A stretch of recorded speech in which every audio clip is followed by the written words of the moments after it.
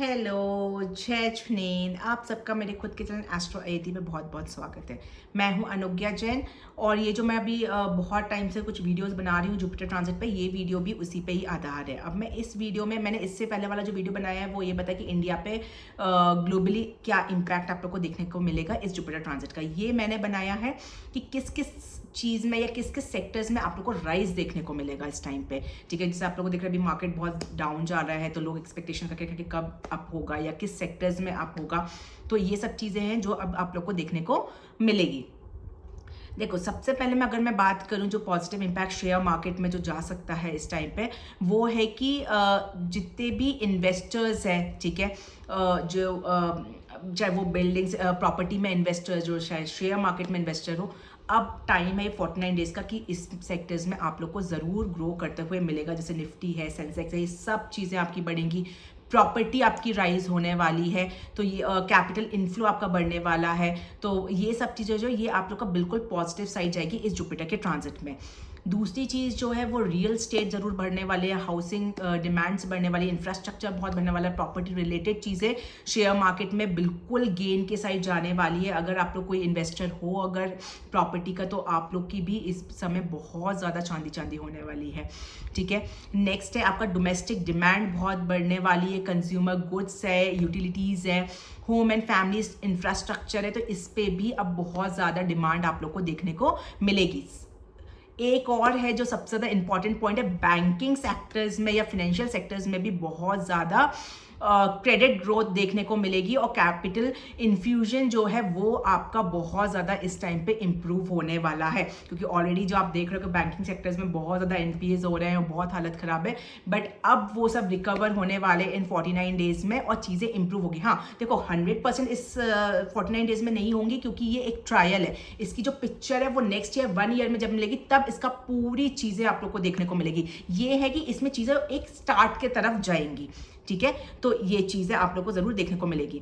दूसरा सेक्टर्स जो है जो इस टाइम पे आप लोग को बेनिफिट्स देखा जाएगा वो है होम अप्लायंसेस है, रियल स्टेट डेवलपर्स हैं जो कंस्ट्रक्शन मटेरियल रखते हैं, जो कंस्ट्रक्शन का काम करते हैं, इंटीरियर का काम करते हैं, फर्निशिंग का काम करते हैं, उनका भी इस टाइम पे ग्रोथ बहुत ज़्यादा आप लोग को देखने को मिलेगी।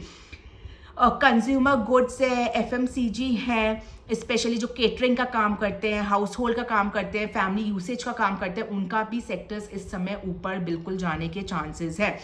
हेल्थ केयर है, वेलनेस है, इमोशनल फिजिकल वेलबींग है, हॉस्पिटल्स हैं, तो ये सब में भी सेक्टर्स में भी आप लोग को बहुत ज़्यादा ऊपर जाते हुए चीज़ें दिखेंगी।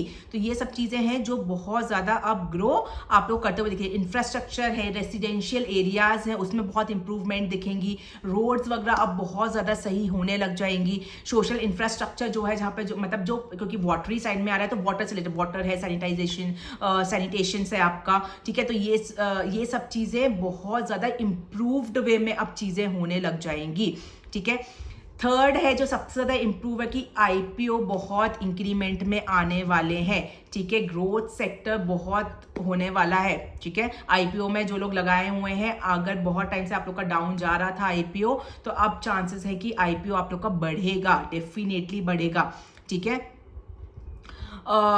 न्यू एक्सपेंशन की तरफ आप देख सकते हो कि किस आईपीओ में आप लगाओ, वो आपको न्यू न्यू आइडियाज़ आ सकते हैं। जो लोग को आइडिया नहीं है आईपीओ के बारे में, वो लोग उसके बारे में लर्न करके आप इन्वेस्टमेंट कर सकते हैं। तो ये सब चीज़ें भी हैं जो आप लोग को देखने को मिलेगी।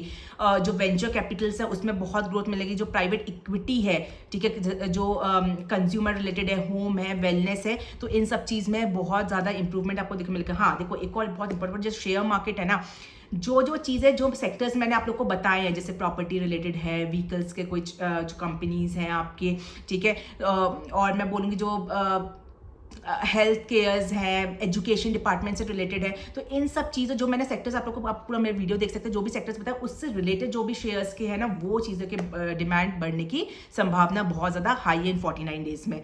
ठीक है, और जो आप लोग को देखने को मिलेगी वो क्या है, जो रिटेल इन्वेस्टर्स है, ठीक है, उनको अब थोड़ा सा इंटरेस्ट जागेगा, या जो लोग नहीं करते हैं वो लोग अब रिटेल में आने की कोशिश करेंगे। ये भी एक बहुत ज़्यादा इंपॉर्टेंट है। लोग अभी तक इन्वेस्टमेंट पे ज़्यादा ध्यान नहीं देते, अब मीडियम टर्म इन्वेस्टमेंट ओरिएंटेशंस वगैरह जो हैं या इन्वेस्टमेंट प्लान्स वगैरह जो है उस पर लोग फोकस करना बहुत ज़्यादा स्टार्ट करेंगे और उसको लर्न करना बहुत ज़्यादा स्टार्ट करेंगे, ठीक है। रिटेल पार्टिसिपेशन है वो बहुत ज़्यादा बढ़ने वाला है आपका, चाहे वो आज बोलो या फिर वो नेक्स्ट ईयर की मैं बात करूँ, दोनों ही मिला के बोलो तो ये बहुत ज़्यादा आपका बढ़ने वाला है।